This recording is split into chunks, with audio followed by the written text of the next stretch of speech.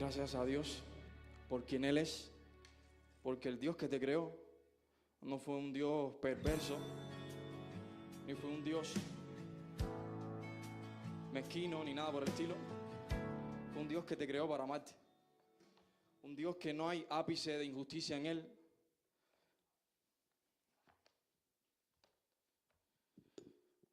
Un Dios perfecto en todos los sentidos. Un Dios perfectamente justo.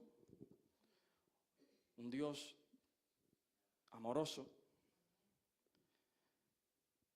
Un Dios en el que... Perdóname que me quede en silencio, es que hay veces que es como...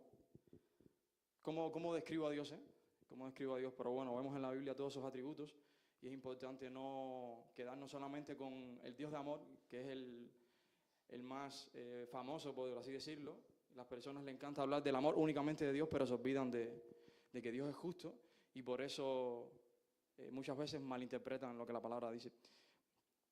En la iglesia, si pudiésemos hablar de algún sacramento que refleja la crucifixión de Cristo, lo que Él hizo, quién era y cómo se aplica a nosotros, sería la Santa Cena que hoy entendemos como iglesia. En lo personal es uno de mis favoritos porque me hace reflexionar mucho, me hace examinarme a mí mismo, ponerme a cuentas con el Señor y me ayuda a conectar con lo que Cristo hizo. Y el título de esta prédica, este compartir que quiero con ustedes, que podamos meditar, se llama La semana que define nuestra fe, un llamado a reunirnos. La semana que define nuestra fe, un llamado a reunirnos. ¿Alguien puede decirme qué semana creen de la que quiero compartir? ¿Qué semana nos define como iglesia? Si pudiéramos sacar así una semana. Semana Santa, Entonces, sobre exactamente esa semana quisiera que estuviésemos meditando en esta mañana. Y sé que estamos recién saliendo de la Navidad y hay muchos festejos que se hacen en la Navidad y tal, pero creo que es importante que como iglesias, empezando el primer domingo en el que nos reunimos del año, volvamos a ese lugar donde tenemos que ir todos los días, a la cruz, que vayamos a ese lugar, al Calvario. Como dice una canción de Marcos Vidal que me encanta, que él vive anclado a esa colina haciendo alusión, dice que tiene tatuada su mente con la cruz del Calvario. Ahí tenemos que volver tú y yo todos los días. La cultura que hoy nos rodea hace mayor connotación a la Navidad, aún sin conocer realmente a Cristo. Pero el reino de los cielos sí conoce a su Rey, celebrando su obediencia hasta la muerte y su resurrección. Permítame hacer un énfasis en esto. La cultura que nos rodea hace un énfasis en la Navidad.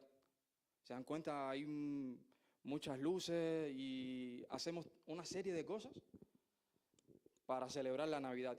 Y realmente no conocen a Cristo, por decir la mayoría de las personas. Pero el reino de los cielos y la iglesia debería hacer mayor énfasis celebrando lo que Cristo hizo por nosotros en la cruz, su muerte y su resurrección. Vemos en la palabra que el pueblo de Israel venía de todas partes en ciertas fiestas que el Señor les había ordenado. Y la semana de la Pascua no la excluía. Es decir, todas las personas de Israel venían a Jerusalén para celebrar la Pascua. Y si somos sinceros, la iglesia de hoy, o al menos lo que he podido ver, es verdad que lejos de quizás reunirnos, porque también culturalmente tenemos vacaciones en Semana Santa, nos vamos de vacaciones y aprovechamos, ¿ves? Pero sería bueno que meditásemos en esto, porque si es el Señor quien nos ha convocado en esta fecha señalada para recordar, sería bueno como iglesia unirnos a la cultura de los hijos de Dios, la cultura del reino de los cielos. Haciendo uso de la historia, sabemos que la Semana Santa comienza ¿por dónde? ¿Por dónde comienza la Semana Santa? ¿Mm? Uf. Dígalo sin miedo. La entrada triunfal, ¿eh? Entonces, como se conoce también Domingo de Ramos, ¿eh? Cuando Cristo entra en el burro, asno, y entra por Jerusalén. Y entonces después le suceden una serie de eventos. Tenemos, por ejemplo, la traición de Judas, que sucede. Después, ¿qué sucede? Después de la traición de Judas, así diciendo por arribita, tienen la cena con sus discípulos. Después sucede, van al huerto Getsemaní, sucede todo el drama que sucede ahí, por decir una palabra. Y después lo que conocemos como la pasión de Cristo. Que hay mucho debate. Yo buscando estudiar esta parte para compartirles, es bastante denso. Yo voy a enfocarme en solo lo que quiero compartir. Pero sucede toda la pasión de Cristo y el viernes es crucificado Cristo y el domingo. ¿Y el domingo? Resurrección. Nuestro Cristo vive, como cantábamos. Pero quiero hablar en esta mañana sobre exactamente la Santa Cena, la Pascua. Es decir, lo que hoy conocemos como Santa Cena deriva de la Pascua que los israelitas y judíos celebraban. Entonces, la palabra exacta que se conoce en hebreo para Pascua era Pesach. No sé si lo digo bien, pero es así, Pesach. Y el sentido propio de ella era pasar por alto. ¿Y a qué nos recuerda? Al ángel, ¿eh? Es decir, Dios le había mandado a Moisés que le dijera al pueblo, pon sangre de un cordero en los dinteles, en los marcos de la puerta, para cuando pase el ángel de la muerte, ustedes no padezcan lo que va a suceder. Y entonces la palabra cobra ese sentido y hoy nos llega como Pascua, pero hay veces que perdemos el significado real que tenía la palabra. Entonces vamos a estar compartiendo en el Evangelio de Marcos, así que puedes ir ahí a tu Biblia, el Evangelio de Marcos.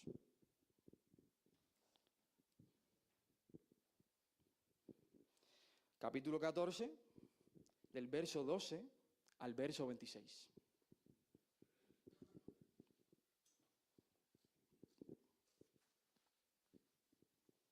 Cuando lo tienes, dices, amén. Evangelio de Marcos, capítulo 14, verso del 12 al 26. Vamos a ir desmenuzando un poquitito este pasaje bíblico. Esto es importante, hermano, y se los recomiendo. Es súper enriquecedor el poder estudiar la palabra de Dios. Tenemos los 3 evangelios que conocemos como sinópticos. ¿Por qué se le dice sinóptico? Porque lo debemos estudiar en paralelo, porque hay veces que eran relatos de personas que estuvieron cerca de lo sucedido y no todos son exactamente igual. Pero entonces tenemos, en paralelo lo podemos poner y nos enriquece muchísimo y nos ayuda a entender cosas que quizás en uno solo no entendemos o decimos, hoy hay una contradicción aquí. Por eso es bueno. Tenemos el Evangelio de Juan también, pero es diferente, a el que también debemos acudir para poder entender muchas cosas, porque si no nos coge movidos ahí. Entonces, tenemos el primer versículo 12, pero sabemos que antes de que sucediera lo que ahora vamos a leer, Judas ya había entregado, había traicionado a Jesús. ¿Por cuántas monedas de plata? El que dijo 40, madre mía. Bueno, 30 monedas de plata. No se sabe quién fue. Bueno, pues sí. Judas traicionó a Jesús por 30 monedas de plata, que en aquel tiempo equivaldrían a unos 120 denarios.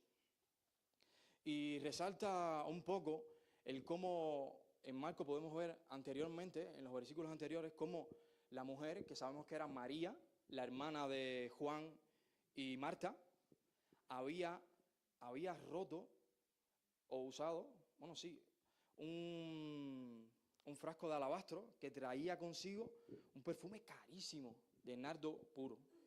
Y ese perfume estaba valorado en 300 denarios. 300 denarios. Y es increíble cómo una persona rendida, reconociendo quién es su Señor, no le interesa que cueste 300 denarios. Y entonces una persona que no estima ni ama a su maestro, aún habiendo estado cerca de él, no como María, pero estando cerca de él, lo traiciona por 120 denarios.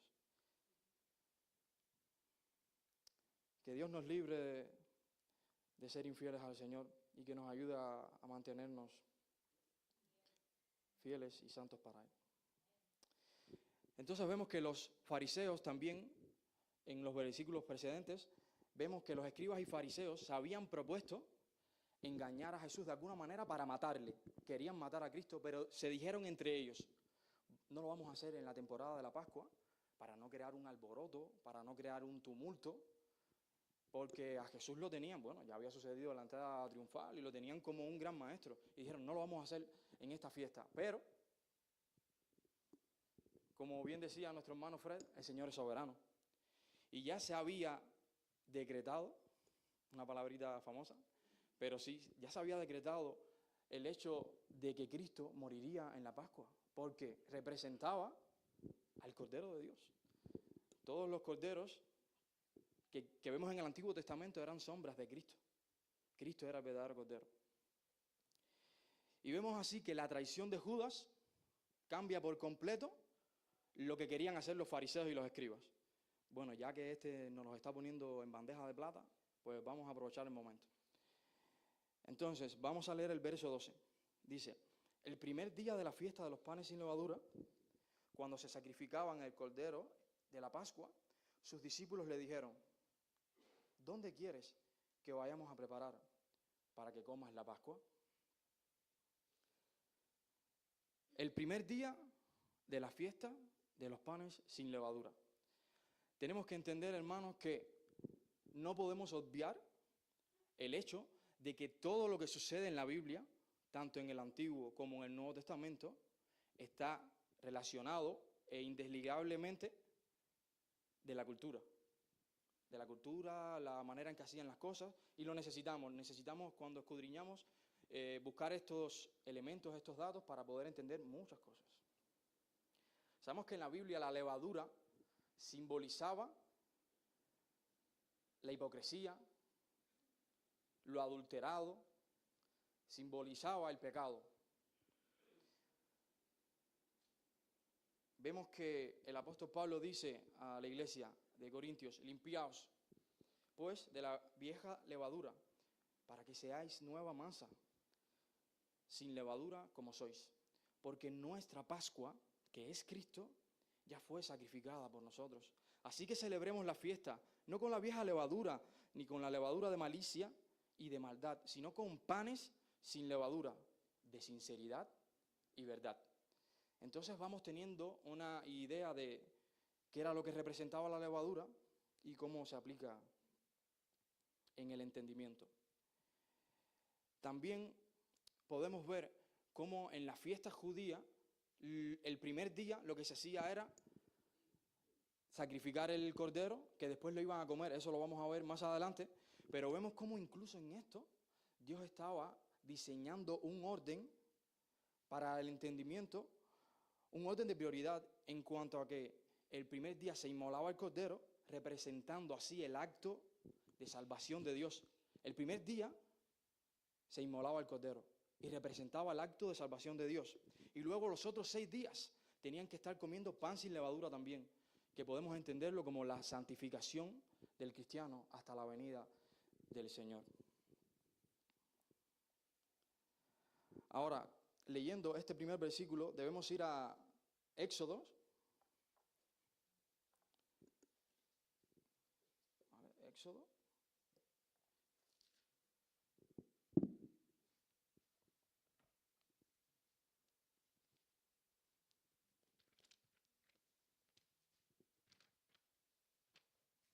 Éxodo 12. Éxodo capítulo 12.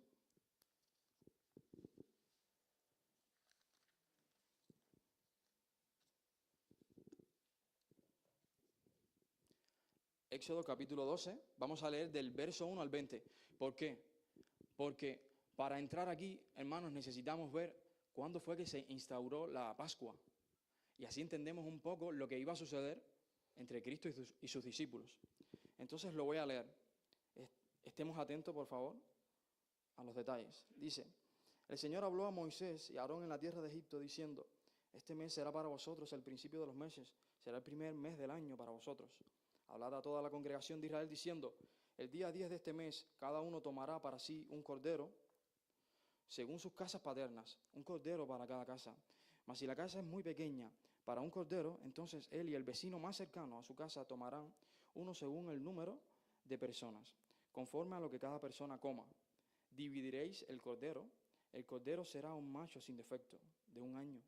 Lo apartaréis de entre las ovejas o de entre las cabras, y lo guardaréis hasta el día 14 del mismo mes. Entonces toda la asamblea de la congregación de Israel lo matará al anochecer. Y tomarán parte de la sangre, y la pondrán en los postes y en el dintel de las casas donde lo coman. Y comerán la carne esa misma noche asada al fuego, y la comerán con pan sin levadura y con hierbas amargas. No comeréis nada de él crudo, ni hervido, ni en agua, sino asado al fuego, tanto su cabeza como sus patas y sus entrañas. Y no dejaréis nada de él para la mañana, sino que lo que quede de él para la mañana lo quemaréis en el fuego. Y de esta manera lo comeréis, ceñidos vuestros lomos, las sandalias en vuestros pies y el cayado en vuestra mano. Lo comeréis apresuradamente. Es la Pascua del Señor. Porque esa noche pasaré por la tierra de Egipto y heriré a todo primogénito en la tierra de Egipto, tanto de hombre como de animal, y ejecutaré juicios contra todos los dioses de Egipto, yo el Señor. Y la sangre os será por señal en las casas donde estéis, y cuando yo vea la sangre pasaré sobre vosotros, y ninguna plaga vendrá sobre vosotros para destruiros, cuando yo hiera a la tierra de Egipto. Y este día os será memorable, y lo celebraréis como fiesta al Señor. Lo celebraréis por todas vuestras generaciones como ordenanza perpetua. 7 días comeréis panes sin levadura. Además, desde el primer día quitaréis toda levadura de vuestras casas. Porque cualquiera que coma algo leudado desde el primer día hasta el séptimo, esa persona será cortada de Israel. Y en el primer día tendréis una santa convocación y otra santa convocación en el séptimo día. Ningún trabajo se hará en ellos, excepto lo que cada uno deba comer. Solo esto podréis hacer. Guardaréis también la fiesta de los panes sin levaduras, porque en ese mismo día saqué yo vuestros ejércitos de la tierra de Egipto. Por tanto guardaréis este día por todas vuestras generaciones como ordenanza perpetua. En el mes primero comeréis los panes sin levadura, desde el día 14 del mes por la tarde hasta el día 21 del mes por la tarde.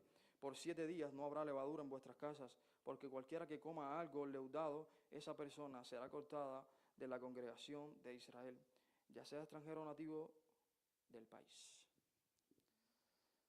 Si vamos al Antiguo Testamento, Dios es bastante explícito. Se estaba instaurando una teocracia, donde el Señor les decía exactamente todo lo que tenían que hacer en cuanto a leyes, ordenanzas sanitarias y también religiosas y ceremoniales. Ahora, Dios le está dando esta ley para que la recuerden todo el tiempo. Recuérdala para siempre. Dios quería que nunca lo olvidaran. ¿Por qué Dios quería que nunca lo olvidaran? Porque esto estaba apuntando, como dijimos anteriormente, a Cristo. Yo quiero que aunque Cristo quizás no viene en tu época, tú entiendas que alguien, hay un pi del micrófono que me tiene mal, perdón. Si pueden un poco ahí, es que me lo estoy separando, si le bajan el volumen no pasa nada. Entonces, como les estaba diciendo, Dios quería que no lo olvidasen, porque este iba a ser, como entendemos hoy en teología, un tipo de Cristo, el Cordero. Entonces, Él necesitaba de que de generación en generación lo recordasen, y así lo supo Moisés y lo trasladó al pueblo. Ahora, entendemos que todos, como les decía anteriormente, todos los sistemas sacrificiales que se hacían y que Dios posteriormente le iba a dar al pueblo de Israel, apuntaban a Cristo. Y yo, no sé si les ha pasado a ustedes, pero yo cuando miraba todo esto, decía, qué dramático, era sangre por aquí, sangre por allá, sangre por aquí, sangre por allá, sangre, sangre. Y honestamente yo decía, madre mía, qué imponente esto, Y es que literalmente, yo pensando así, es que Dios les estaba diciendo, esto es algo serio, esto es algo serio.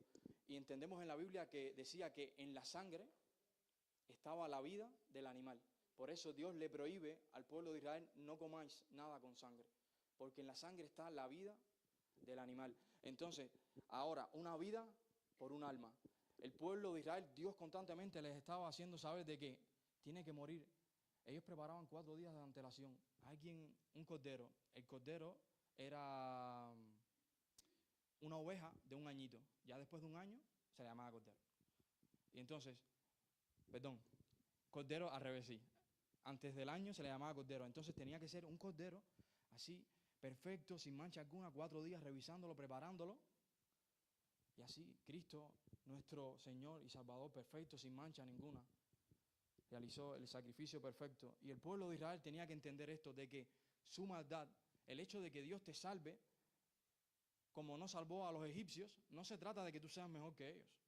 Tú, a la vista de Dios, solamente por el sacrificio que está sucediendo ahora, que ellos no sabían, sí, ellos tenían idea del Salvador, un Mesías, pero no tenían idea literalmente cómo iba a ser. Pero Dios les estaba haciendo saber de que para ser salvados tenía que morir un animal puro, inocente y sin mancha.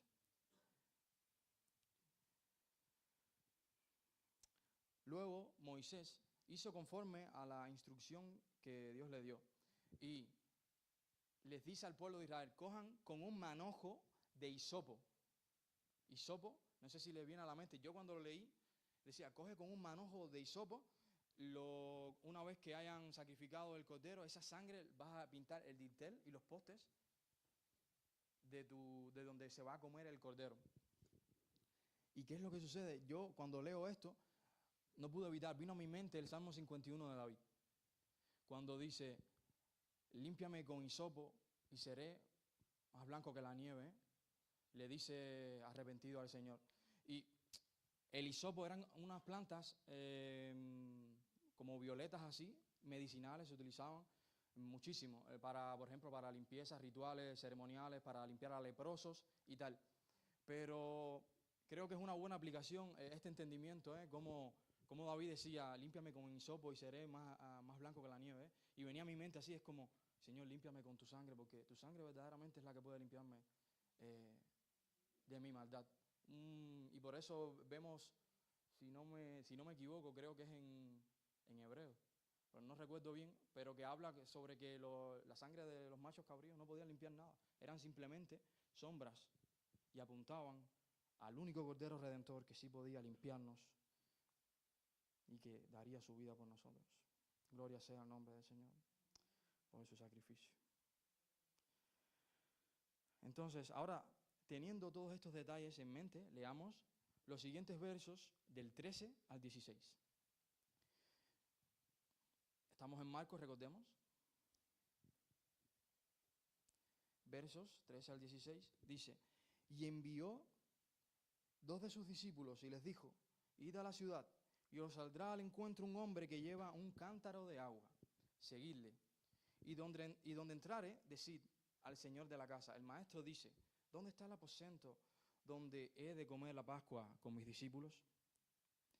Y él os mostrará un gran aposento alto ya dispuesto, preparad para nosotros allí. Fueron sus discípulos y entraron en la ciudad y hallaron como les había dicho y prepararon la Pascua. Vemos aquí que ya Jesús lo había preparado todo, ha sido un texto en el que quizás algunos han asumido y dicen, bueno, a ver, y es una posibilidad. Cristo podía haber hablado de antemano con este hombre para preparar ese lugar. Ya Cristo sabía de que Judas lo había traicionado. Y él estaba preparando algo especial y apartado para ellos. Ahora, yo soy de los que me gusta pensar, y lo creo así, porque me parece que lo ponen en la palabra de Dios como algo que sucedió. Y a mí por lo menos, y creo que a la mayoría le impacta, cómo Dios les dice a los discípulos, y culturalmente vemos que los hombres en aquel tiempo no llevaban cántaros de agua. Entonces los discípulos no iban a confundirse. Cuando vieran un hombre con un cántaro de agua, ese era. Porque no era cultural, eran las mujeres las que llevaban los cántaros de agua. Y yo veo en esto sencillamente y profundamente de que el soberano, cuando dice, necesito esto, el cielo y la tierra se mueven, hacen lo que tengan que hacer, pero el soberano dijo que necesita, y las cosas suceden así, porque Dios es el dueño de todo. Así que los discípulos no se confundieron porque era algo poco común, o no era común, ver a un hombre con un cántaro de agua, y fueron allí. Entonces, en el verso 17 dice, y cuando llegó la noche vino él, Jesús, con los 12. Y en el Evangelio de Juan, como les decía, es importante ver todos los evangelios. En el Evangelio de Juan dice que cuando llegó Cristo, tuvo uno de los actos que hoy recordamos de humildad, siendo el Rey de Reyes y Señor de Señores. Se ciñe con una toalla, como la costumbre judía de los esclavos que recibían a los invitados, y le empieza a lavar uno a uno los pies a los discípulos. ¿Recuerdan lo que pasó cuando llegó con Pedro el impetuoso? ¿Cómo tú me vas a lavar los pies a mí y tú eres mi Señor y Salvador? No, tú no me puedes lavar los pies. Y ahí parece algo un poco hasta chistoso. Le dice, bueno, no vas a tener parte conmigo. Tú no vas a tener parte conmigo. Bueno, lávame completo, desde la cabeza hasta los pies. Haz conmigo, porque yo quiero tener todo que ver contigo. Y es bueno que enfoquemos también en esta actitud del Maestro, que muchas veces se nos olvida que Dios, Cristo, siendo el Rey de Reyes, se despojó de toda gloria y no se humilló como uno, no, a lo sumo. Y vino y nos dio ejemplo de humildad. Y nos dijo, hagan esto, literalmente lo dijo, hagan esto y seréis felices. Y muchas veces se nos pasa por alto esta práctica tan importante de, como dice la palabra, estimar a nuestro hermano como superior a nosotros mismos. No es que mi hermano sea superior a mí, porque para Dios todos somos iguales. Pero yo lo voy a estimar como superior a mí mismo para ir en humildad y poder amarle como Dios quiere que yo ame a mi hermano. Y cuando se sentaron a la mesa, verso 18, y cuando se sentaron a la mesa mientras comían, dijo Jesús, de cierto os digo que uno de vosotros que come conmigo me va a entregar. Y en el Evangelio de Juan volvemos ahí y vemos un matiz bastante importante, que dice que el Señor se afligió en espíritu, se angustió en espíritu. Hermanos, Jesús acogió a Judas, le amó. Jesús le amó a Judas. Compartían todos los discípulos los secretos íntimos, quizás las parábolas que no se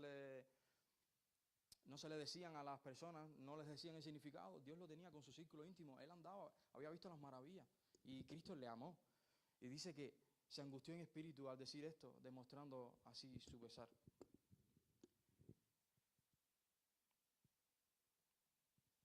Judas, sin embargo, no le amó. No le amó, hermanos. Verso 19. Entonces ellos comenzaron a entristecerse y a decirse uno por uno, ¿seré yo? Oh Señor, ¿acaso seré yo?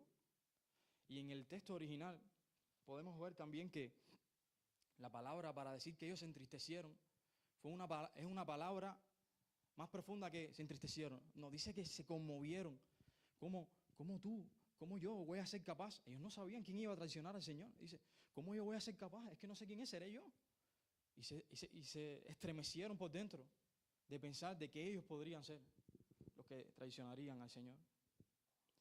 Ahora, yo creo que en esto también podemos ver cómo no debemos dar por sentado que por estar cerca de Dios, venir a la iglesia,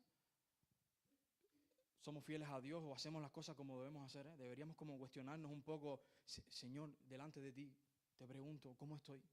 Señor, ¿cómo estoy? Dice la palabra de Dios, examinaos a la luz de la palabra. A vosotros mismos examinaos para ver si andáis en la fe. Así que es una buena práctica que podamos decir, Señor, ¿cómo estoy?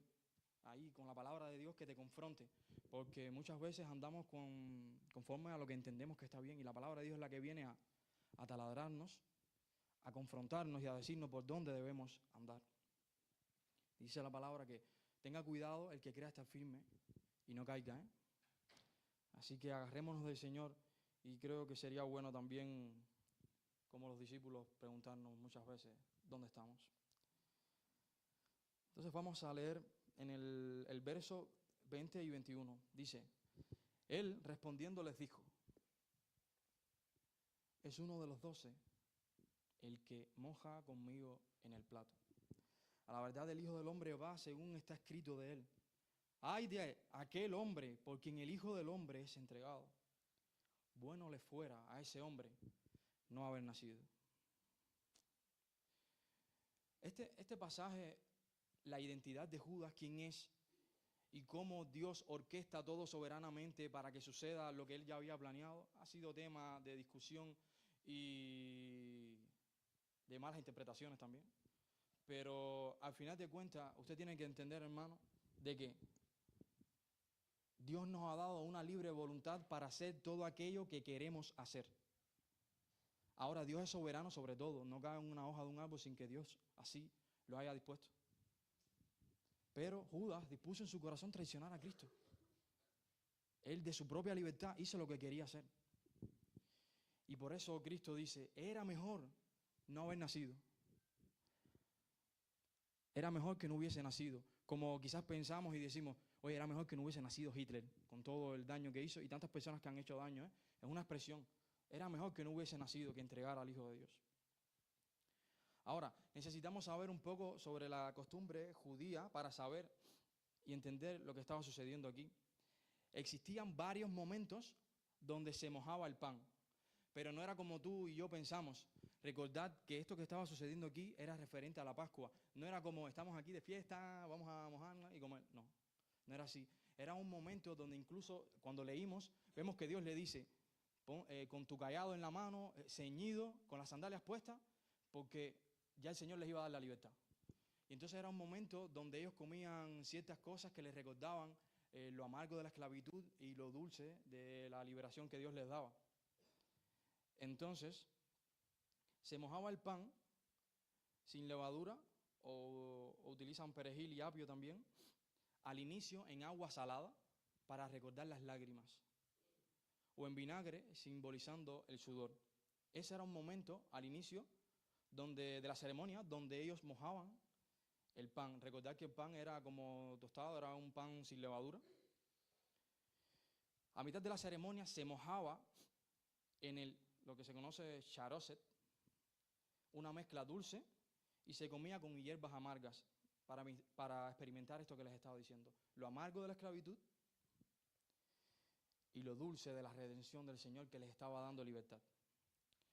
Y al final también se mojaban en salsas o caldos, pero era sobre todo haciendo énfasis en el pan que ellos comían, el pan que denominaban como el pan de la aflicción. Nunca en esta fiesta judía estuvo como, esto es para disfrutar, no, es para rememorar y recordar. Entonces entendemos por el Evangelio de Juan que justo antes de que Judas se fuera, Cristo lo identificó como el traidor. No sé si recuerdan el relato de Juan, cuando dice que el discípulo amado estaba recostado a él y le dice, maestro, ¿quién va a ser? Y entonces él le dice, al que yo voy a dar el... Pero esto es súper interesante porque yo digo, cuando yo lo leí así decía, bueno, Cristo se lo dejó claro.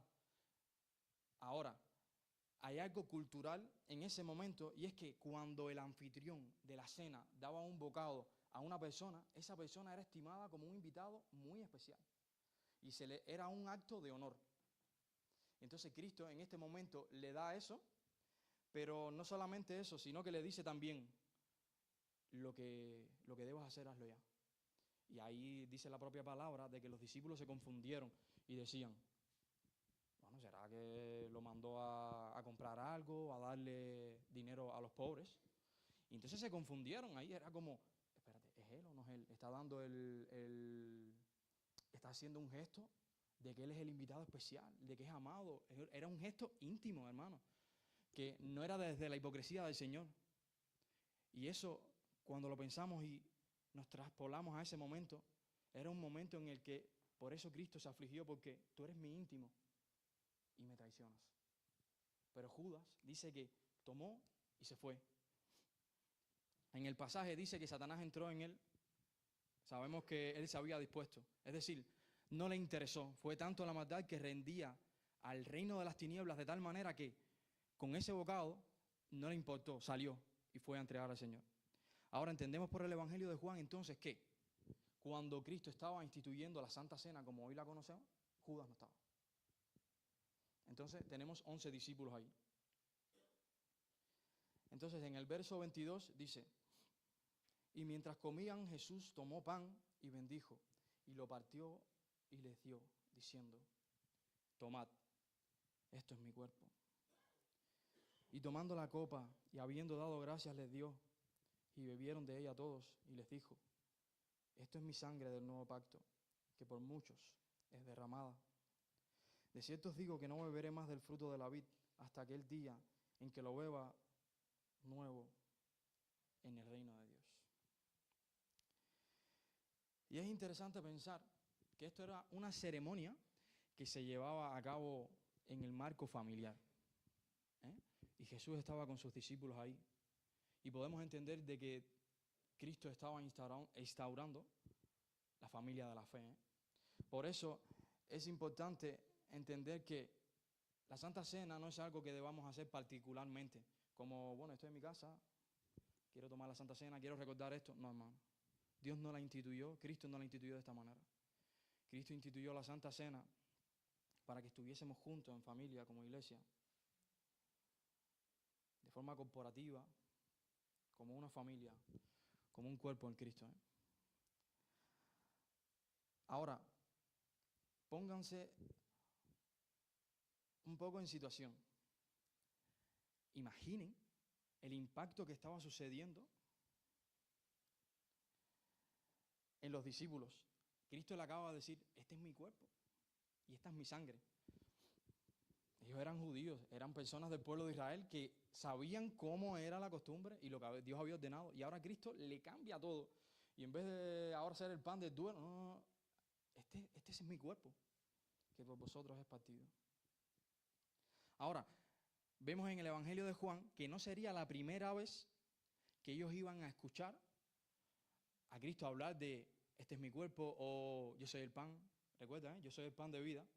Y quiero leerlo, dice, Cristo diciéndoles, de cierto os digo, el que cree en mí tiene vida eterna. Yo soy el pan de vida. Vuestros padres comieron el maná en el desierto y murieron. Este es el pan que desciende del cielo para que el que de él come no muera. Yo soy el pan vivo que descendió del cielo. Si alguno comiere de este pan, vivirá para siempre. Y el pan que yo daré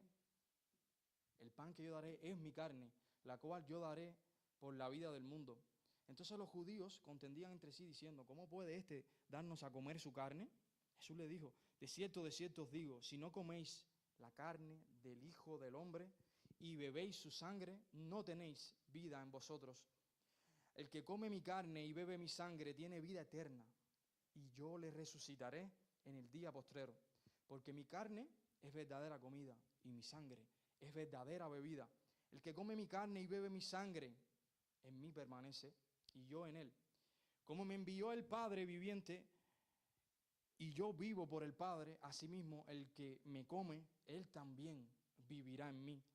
Este es el pan que descendió del cielo, no como vuestros padres comieron el maná y murieron. El que come de este pan vivirá eternamente. Esto armó un revuelo en ese momento, pero hay algo súper profundo que Cristo estaba diciéndole a todos, y en este momento específico de la Santa Cena, la Biblia no lo dice, pero yo creo que se pudieran atar un poco de cabo, como, espérate, en la ceremonia que nosotros hacemos como pueblo de Dios, nos comemos un cordero, y ahora Cristo dice que tenemos que comer su carne y beber su sangre. Y entonces es un poco ahí que vamos entendiendo. Ahora, además está decir de que, sí, porque de eso también se habló, como que eran caníbales los primeros cristianos que hablaban de y tal, pero entendemos de que había un significado espiritual, Es como, tienes que comerte a Cristo completo, por decirlo de alguna manera, es como, tienes que abrazarlo completo, tienes que atesorarlo en tu corazón completamente. Y de esto se trataba. Ahora, de esta manera, los discípulos son sometidos a un impacto profundo y real, sabiendo ellos muy bien cómo sucedían las cosas en esta ceremonia. Y sabiendo bien o mejor dicho, hoy sabemos que Cristo, y ellos también lo supieron después, pero en ese momento era un poco complejo. Yo creo que si hubiésemos estado ahí también, pero de que Cristo era el verdadero Cordero de Dios, hoy lo sabemos, que es el único y verdadero Cordero de Dios que puede quitar el pecado del ser humano. Ahora, muchos afirman también que por esta razón vemos que en ningún evangelio se habla de que comieron cordero. ¿Eh? Es como, ¿dónde está el cordero? Y es que el cordero de Dios, estaba sentado a la mesa, estaba con ellos, haciéndoles entender que todo lo que ellos habían practicado como un ritual se estaba cumpliendo en Cristo.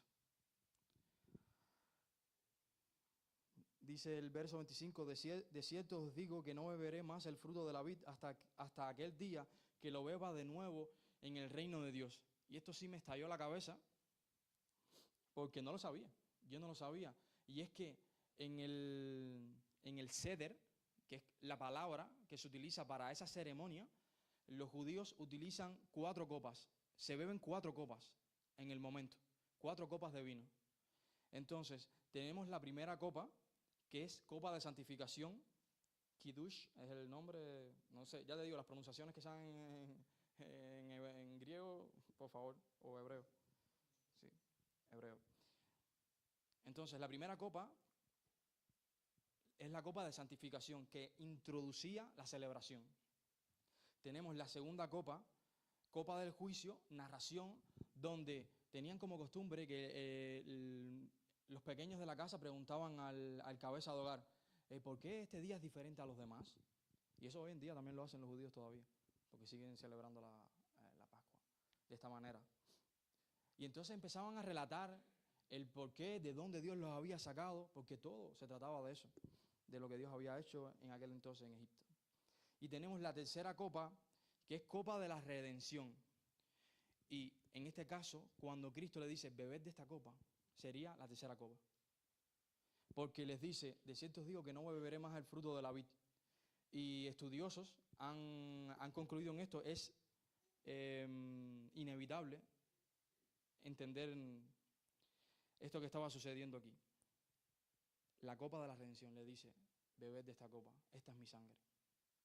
Y es que es increíble porque estaba así en la cultura judía, la copa de la redención, y dice, esta es mi sangre. Es decir, en ese momento no solamente era como todo, en ese momento estaba teniendo sentido. Los discípulos lo ven y dicen, la redención, su sangre es la que me limpia. Y dice, esta es mi sangre. Y entonces, la cuarta copa nunca sucedió. Y esto es asombroso porque dice, no beberé más el fruto de la vid hasta que esté nuevamente en el reino de los cielos con vosotros. Y cuando me emocionaba muchísimo porque es como una promesa, es como yo volveré. Dios le dice al pueblo de Israel, recuerden esto, no lo olviden, no lo olviden. Y ahora le dice Cristo, haced esto en memoria de mí. No lo olviden, no lo olviden.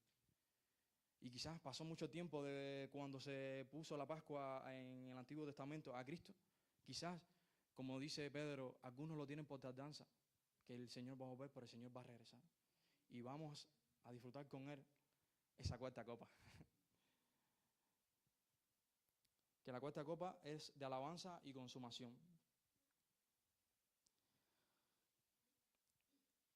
De cierto os digo que no beberé más del fruto de la vid hasta aquel día en que lo beba de nuevo con vosotros en el reino de Dios.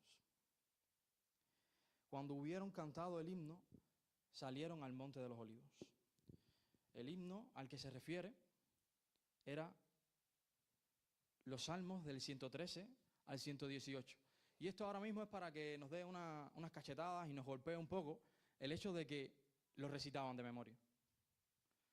Y creo que debemos todos poder aprender cómo memorizar la palabra de Dios.